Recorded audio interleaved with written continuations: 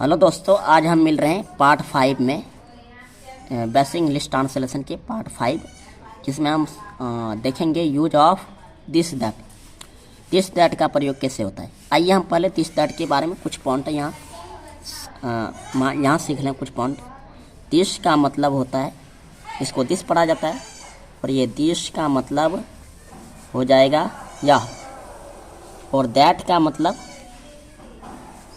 ये दैट, इसको दैट पढ़ा जाता है THAT, दैट इसका मतलब होता है वह। और इन दोनों के साथ ईज का प्रयोग होता है, ईज का प्रयोग होता है। ये मेन पॉइंट है। यानी दिस हो तब तो भी ईज का प्रयोग, दैट हो तो भी ईज का प्रयोग होता है, यानी दोनों के साथ ईज का प्रयोग होता है। तो हम यहाँ कुछ सीखेंगे यूज ऑफ दिस दैट। तो इसमें देखिए कुछ आपके सामने कुछ पॉइंट लिए हैं। जैसे यह राम है, तो यह का इंग्लिश हम देखें कि यह का इंग्लिश क्या हो, दिस। तो हम पहले दिस लगाएंगे, और हमने आपको अभी बताया कि दिस के साथ ईज का प्रयोग होता है, तो हम यहाँ दिस के साथ ईज का प्रयोग करेंगे। और ये राम, ये तो नाम है तो राम लिख देंगे, दिस इज राम। नाम का पहला अक्षर कैपिटल होता है, इसलिए यहाँ पर आर बड़े कैपिटल लेटर में लिखे हैं। तो दिस इज राम। फिर देखिए वह राम है, तो वह का इंग्लिश हमने आपको पहले बताया, वह का इंग्लिश क्या होता है, दैट इंग्लिश होता है। दैट के साथ हम आपको अभी बताए कि दैट, दिस या दैट, उन दोनों के साथ इज का प्रयोग होता है। तो दैट के साथ किसका प्रयोग होगा, इज का। तो दैट इज राम। यह आपको समझ में आ गया होगा। अब आगे बढ़ते हैं। वह विनोद है, तो हम देखते हैं वह का इंग्लिश होता है दैट।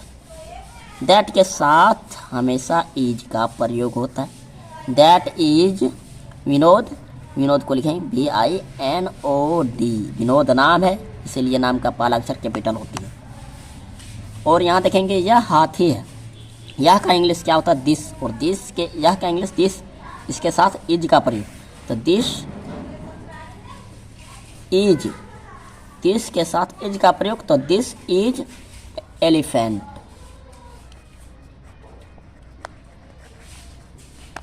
एन भी लगा सकते हैं, लेकिन लगाते तो भी बेहतर रहेगा, लेकिन यहाँ पर दिस इज एलिफेंट हो जाएगा। वह गाय है, तो वह का इंग्लिश होता है दैट। दैट इज काव हो जाएगा। उसके बाद वह बकरी है, तो वह का English that. That is got, बकरी का English got. That is got, वह बकरी है, दैट इज गॉट। दैट के साथ इज का प्रयोग, उसके बाद बकरी वाला गॉट लगा दीजिए। उसके बाद यह बकरी है, दिस इज गॉट। यहाँ वह था इसलिए दैट लगा, यहाँ यह है इसलिए दिस लगा है, दिस इज गॉट। ये कंप्लीट हुई। आपको कुछ दे देते हैं एक्स्ट्रा, आप कमेंट में बना के दिखाएंगे। यह आलू है, ये पॉइंट आप कमेंट में बना के दिखाएंगे। और यह गाजर है, ये दोनों बनाएंगे। आलू का इंग्लिश आपको दे देते हैं, पोटैटो होता है। और गाजर का इंग्लिश कैरोट होती है, आप जानती हैं। आप ये दोनों सेंटेंस कमेंट में बना के दिखाइए। Thank you.